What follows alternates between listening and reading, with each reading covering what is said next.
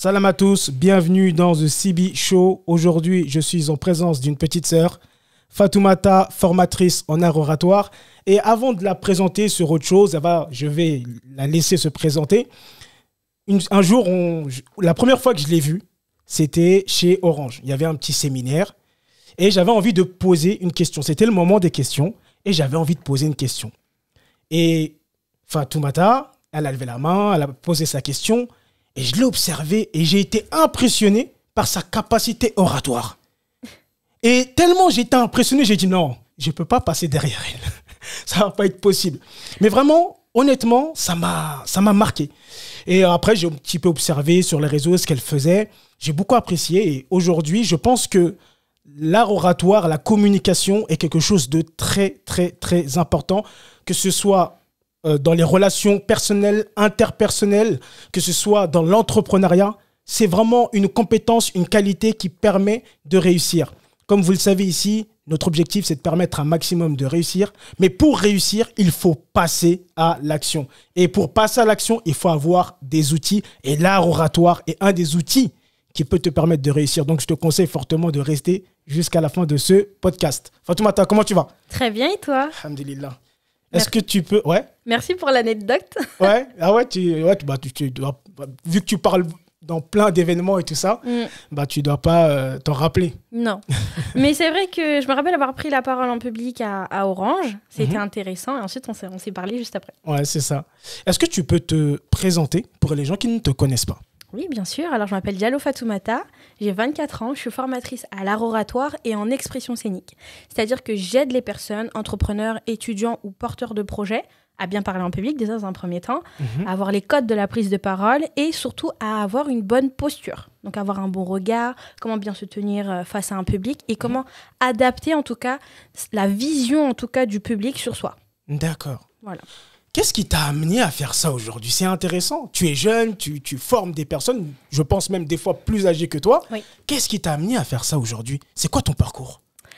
Alors, j'ai un parcours assez atypique. Il faut savoir que j'ai fait du cinéma depuis très très jeune. Ok. D'accord. J'ai tourné dans un film qui s'appelle Laurent et Safi. Safi, qui vient du nom Safi et tout. Donc, c'était un film avec Govou, Michel. Ça a été tourné en France. Mais tu sais que je l'ai vu. C'est vrai? Eh ben, la petite fille. T'es une petite fille. Mais tu sais que je t'ai reconnu, j'étais dans l'avion. Je te jure, j'étais dans l'avion. Oui. Je regardais, c'est un film, il y a plein, comme tu dis, il y a Gou, il y a tout le monde.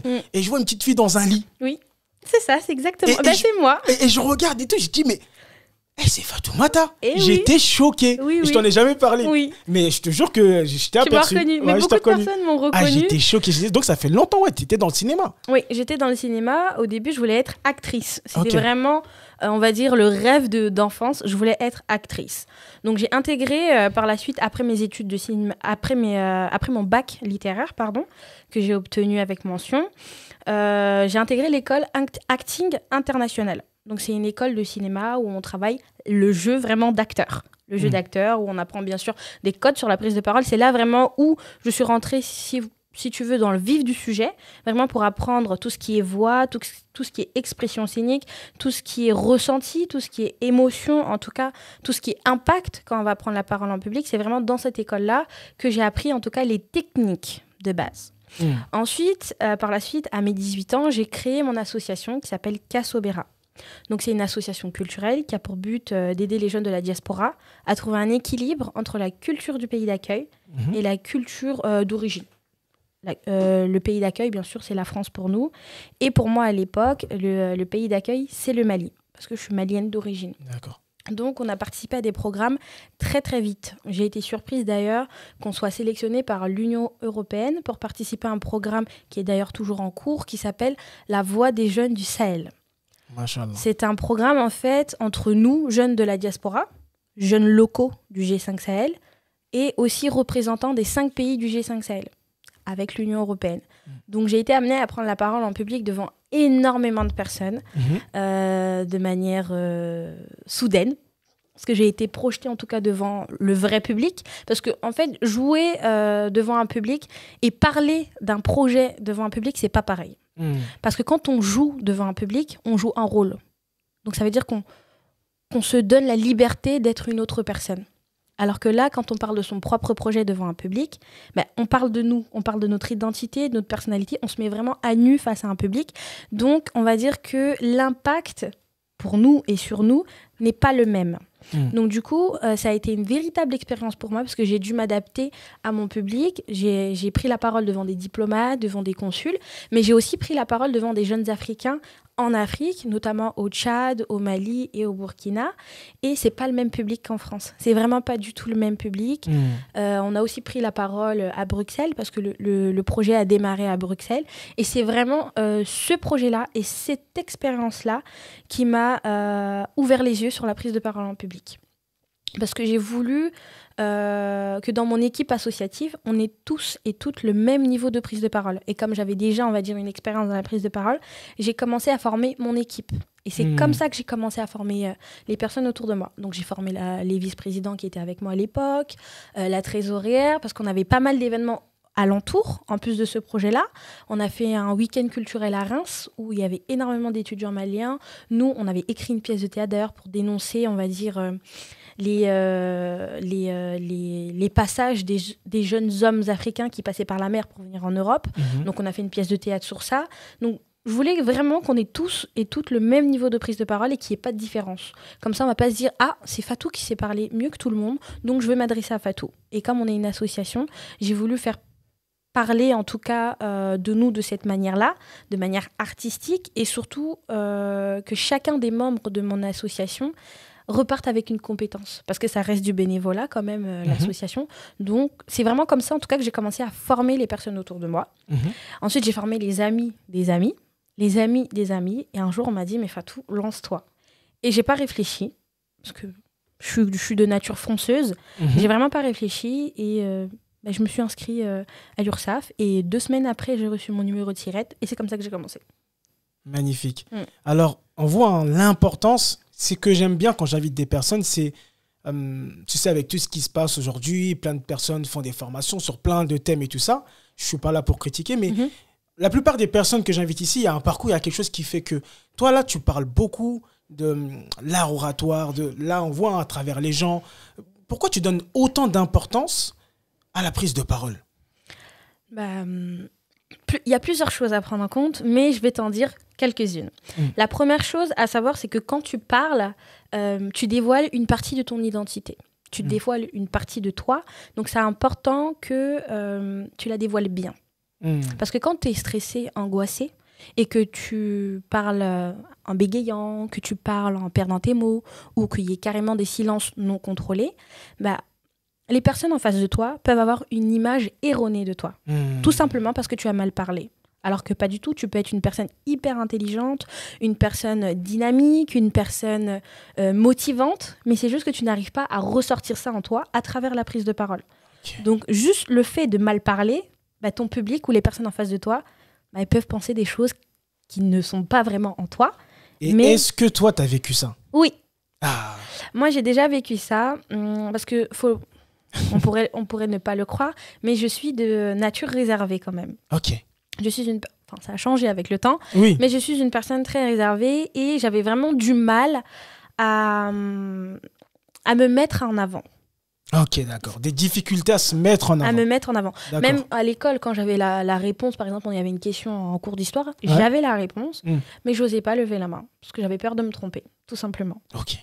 Donc du coup, oui, j'ai été confrontée à, on va dire, des situations comme ça, où j'avais peur de prendre la parole en public, et je me suis rendu compte que l'élève à côté, il a dit exactement ce que je voulais dire.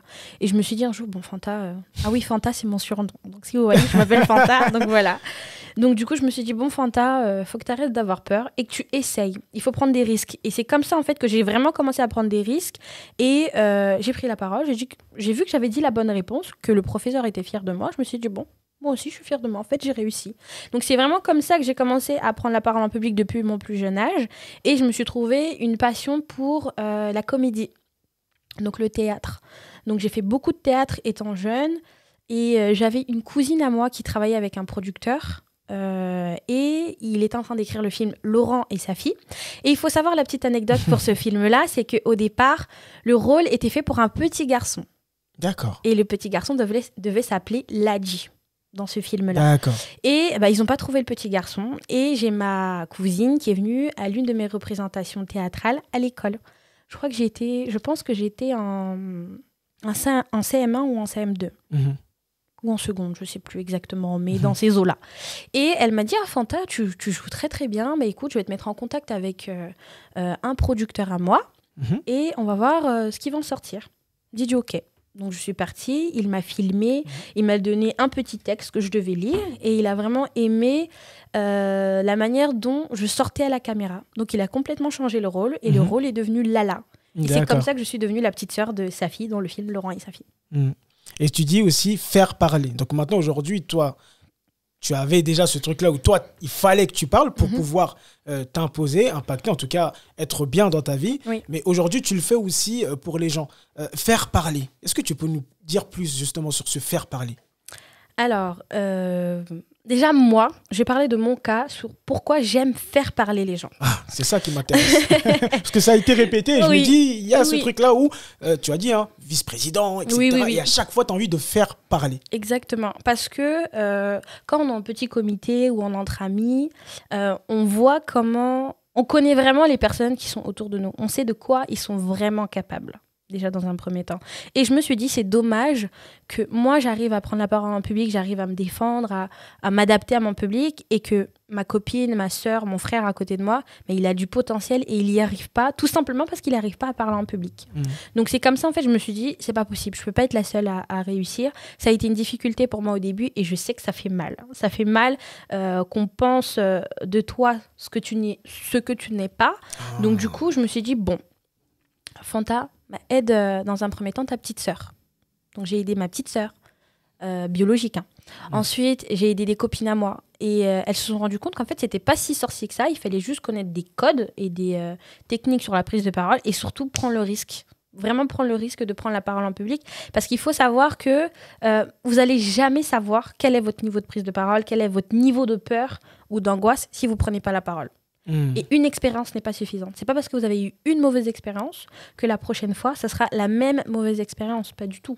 Ça dépend vraiment des situations. Donc du coup, il faut vraiment tenter. On se trompe, on peut se rater, mais il faut recommencer. Jusqu'à vraiment trouver ton identité oratoire, comme je dis souvent. Vraiment trouver l'identité de toi quand tu vas parler. Oui. Et justement, là... Il y a encore un autre truc qui vient, comme je t'ai dit, c'est un podcast, vraiment, on parle comme ça. Mais il y a cette question qui revient, en tout cas, d'identité. Oui. Tu vois, tu parles beaucoup d'identité, et tu parles beaucoup de parce que tu n'oses pas prendre la parole, ou parce que tu prends la parole, mais tu n'as pas les techniques, les choses qui vont, en tout cas, faire ressortir ton identité. Est-ce que tu peux nous préciser justement ça, cette question d'identité et cette question de... les personnes vont juger, en fait, ils vont pas te voir, en fait. Oui. J'ai vraiment cette impression que... Oui, exactement. On va pas te voir parce que tu n'arrives pas à exprimer l'identité, en tout cas, le toi. Oui, c'est ça.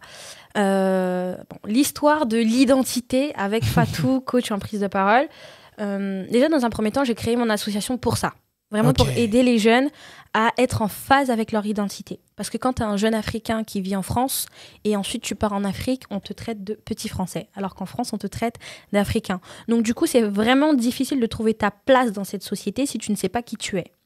Donc du coup, prendre la parole en public et affirmer qui tu es et imposer en tout cas à ton public ou à ton auditeur qui tu es, qui va te dire que non, tu n'es pas cette personne ? Personne. C'est pour ça que déjà, l'identité est très importante pour moi, parce que ça permet de t'affirmer, de savoir qui tu es, et personne ne peut te déstabiliser en fait, parce que tu sais qui tu es. Donc du coup, c'est comme ça que j'ai formé en tout cas les personnes de mon équipe à vraiment travailler sur leur personnalité, l'originalité, parce que moi je suis une personne réservée comme j'ai dit, mais j'ai mon côté faux-folle.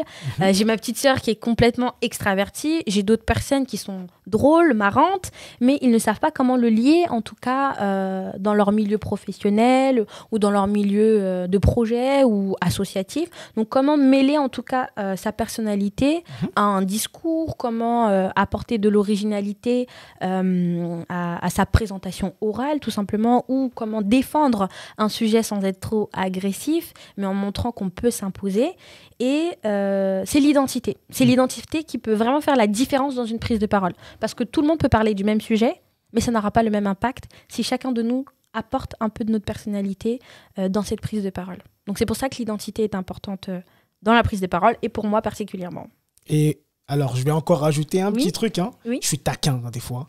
Mais il y a vraiment cette question d'identité. Et j'ai l'impression justement, quand on va connecter l'art oratoire avec son identité, on va s'affirmer, on va s'imposer. Et il y a vraiment cette notion aussi de prendre sa place dans ce monde. Exactement. Faut me dire si je me trompe. Non, tu te trompes pas. Tu as vraiment bien résumé et bien expliqué. Parce qu'en fait, on est dans une société où tout va très vite. Tout va très vite. Si tu ne trouves pas ta place, tu peux te perdre vraiment dans cette vitesse, si je peux me permettre de dire ça. Je parle surtout pour les jeunes parce que j'ai énormément travaillé avec des jeunes dans un premier temps. Et je me suis dit non, vous n'avez pas le droit de vous perdre dans cette vitesse-là. Vous devez juste trouver votre place. Trouver vraiment le kilométrage qui vous convient. Mais il y a votre place, il y a de la place pour tout le monde parce qu'il faut qu'on avance tous ensemble, aussi vite qu'on le peut, mais tous ensemble. Donc c'est pour ça que pour moi, connaître son identité, tu vas te placer directement à ta place. Et comme c'est ta place, personne ne peut te l'enlever. Wow. Surtout pour cette société, on va dire, avec plein de cultures, cette société avec beaucoup de genres, cette société avec énormément de divergences aussi, c'est difficile de trouver sa place et de s'imposer. Parce qu'on pense que, en fait, toutes les places sont prises et qu'il n'y a pas de place pour moi, qu'est-ce que je vais apporter de plus ? Non, ton identité va faire la différence. La singularité. Oui, la singularité va faire la différence et surtout, ton projet ou ton idée ou ta prise de parole ne sera jamais identique à une autre personne. Donc c'est vraiment un moyen énorme de se différencier, quoi. Tout à fait. Parce que tu as plein de personnes qui vont dire ouais, mais par exemple, je veux faire tel ou tel projet, mais il y a telle ou telle personne, je veux faire du développement personnel, je veux faire de la prise de parole. On voit qu'il y a de plus en plus de personnes qui proposent ce genre de formation. Mais pourquoi moi, en tout cas, en quoi moi je vais être différent, en quoi moi je vais pouvoir trouver ma place? Et en tout cas, de ce que tu dis, juste pour confirmer, c'est que déjà en découvrant ta singularité, ta différence, ton identité, et c'est ça qui va faire la différence. Exactement. Parce qu'on est pas tous pareils. On n'est pas du tout pareil. Pas du tout pareil. C'est vraiment, il y a vraiment cette loi qui est universelle, qui est de la loi de la singularité.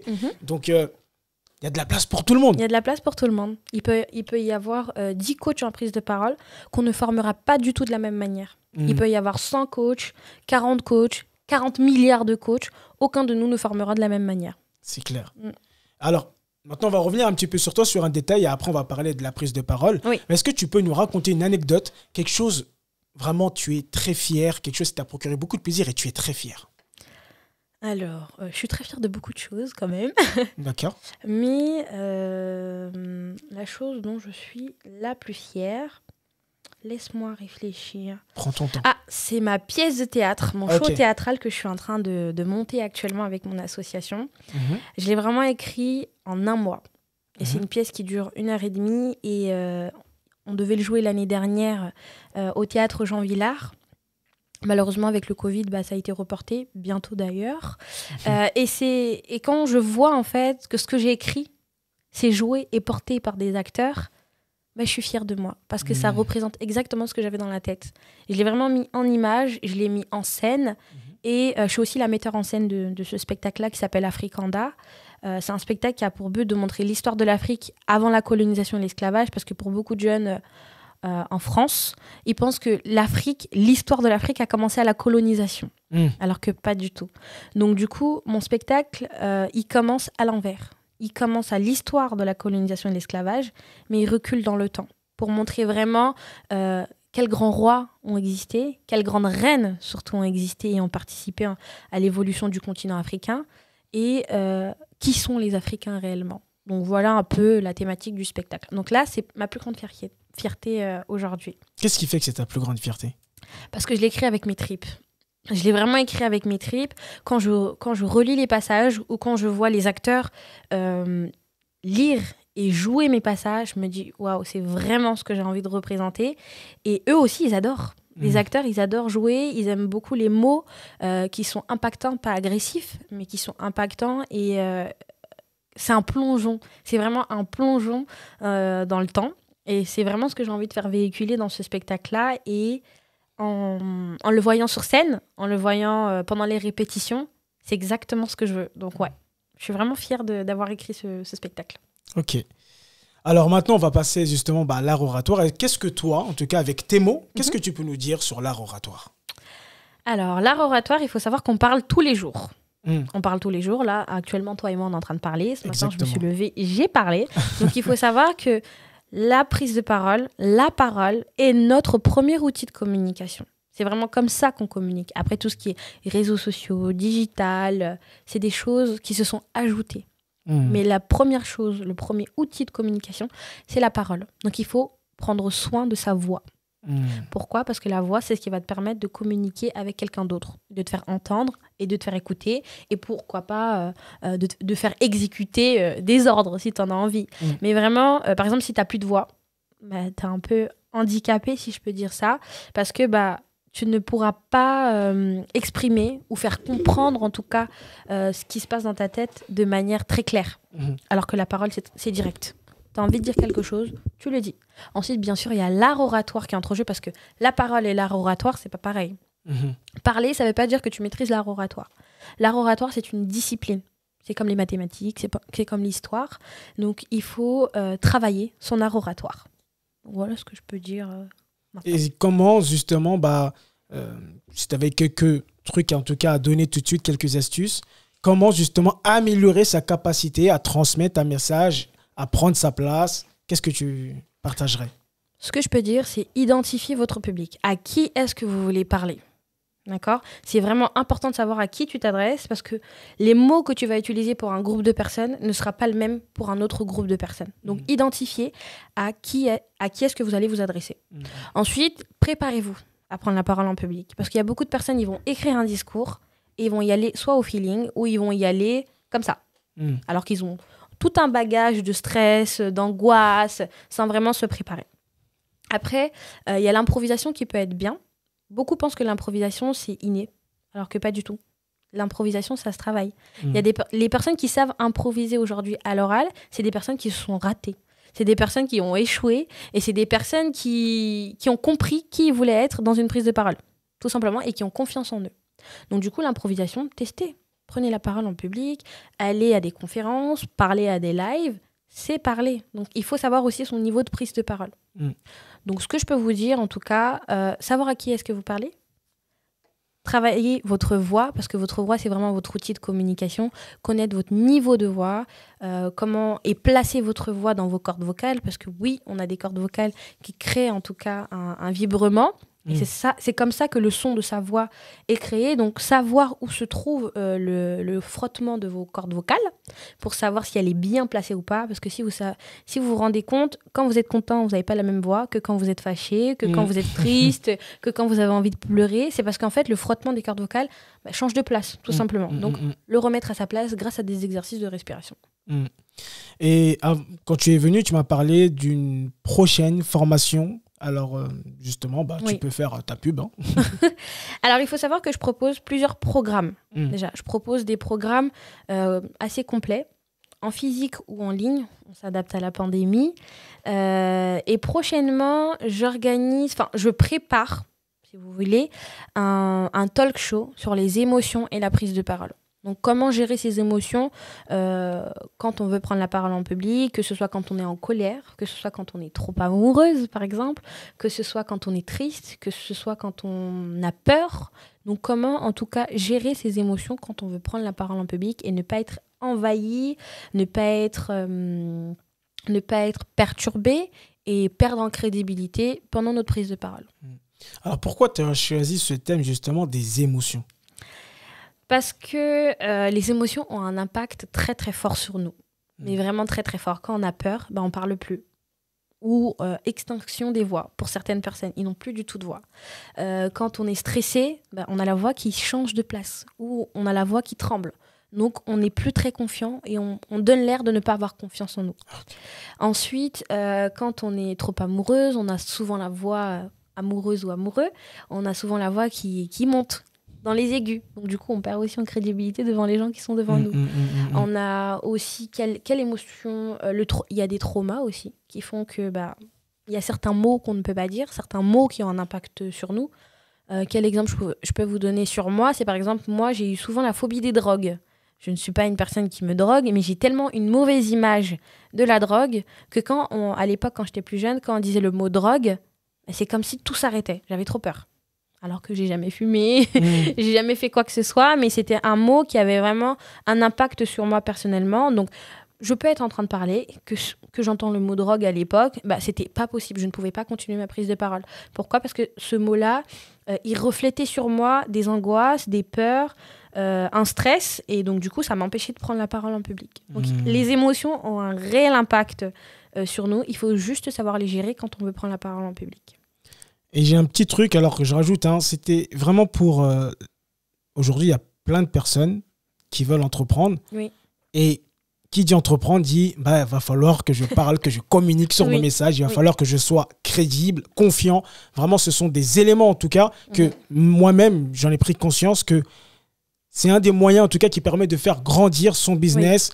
Comme tu as dit tout à l'heure, de pouvoir donner des directions, etc. D'apporter un certain leadership qui te permet d'aller plus loin. Toi, tu dirais quoi justement à une personne qui est au début a envie d'entreprendre, a envie de parler de son projet? Qu'est-ce que tu lui dirais? Alors oui, prépare ton business plan. Oui, prépare ton étude de marché. Mais prépare ta prise de parole. Parce qu'il y a beaucoup d'entrepreneurs qui sautent cette étape-là et qu'une fois que tout est créé, ils se mettent en tout cas à prendre la parole en public, mais pas souvent de la bonne manière. Il faut savoir présenter son business à l'oral. Pourquoi ? Parce que peu importe, si tu veux ouvrir un compte en banque, il te faudra un business plan que tu devras présenter à l'oral devant un banquier. Et si toi, tu ne sais pas présenter ton business à l'oral, le banquier n'aura pas confiance en toi pour te financer. Parce qu'il va te dire, elle ne sait pas présenter son projet, je ne vois pas comment elle peut aller plus loin. Donc du coup, la prise de part, présenter son activité à l'oral est primordiale parce que c'est la première chose que vous allez faire en tant qu'entrepreneur, même pour trouver des clients. Exactement, surtout c'est ça. Oui, pour trouver des clients, les rendez-vous téléphoniques que vous allez faire, si vous n'êtes pas convaincant, si vous ne montrez pas que vous maîtrisez en tout cas votre activité sur le bout des doigts, ça va être compliqué d'aller plus loin parce que on est des humains, on a besoin de communiquer. T'as des gens, justement, et c'est pour ça que je voulais rajouter ce petit truc, qui ont des projets extraordinaires. Ouais. Le business plan, il est travaillé, la stratégie, elle est extraordinaire. Ils ont fait toutes les formations du monde. Ils n'ont pas fait la formation de l'art oratoire, mais ils ont fait tout. Tout est nickel. En fait, quand tu regardes, on va dire, les signaux, il y a tout pour réussir. Mais des fois, tu vas voir qu'il y a ce manque de, justement, pouvoir transmettre, vraiment, transpirer son projet. C'est pour ça que j'ai appuyé là-dessus. Maintenant, si tu avais un dernier conseil à donner à des gens, en général dans la vie, peut-être pas forcément sur l'art oratoire, ou tiens, on va peut-être parler à l'ancienne Fatoumata, la petite Fatoumata, il y a longtemps, qu'est-ce que tu lui dirais? Fonce. Réfléchis pas, fonce. Après, moi, je suis une fonceuse. Alors, comme je t'ai dit, parle-lui à la Fatoumata. Le mot qui est venu, c'est fonce. Donc, qu'est-ce que tu lui dirais vraiment? Et c'est un message qui va parler à tout le monde. Qu'est-ce que tu lui dirais? Déjà, pour comprendre qui j'étais quand j'étais petite, j'ai toujours été une personne très créative, beaucoup dans l'imagination, beaucoup dans l'art abstrait, beaucoup dans l'art cinématographique, mais j'avais vraiment peur d'aller beaucoup plus loin. Donc la Fatoumata d'il y a 10-15 ans, je lui dirais vraiment, fonce, n'aie pas peur, tu vas réussir, tu es vraiment différente, tu vas sortir ton épingle du jeu, et crois-moi, tu seras fière de toi. Je dirais ça.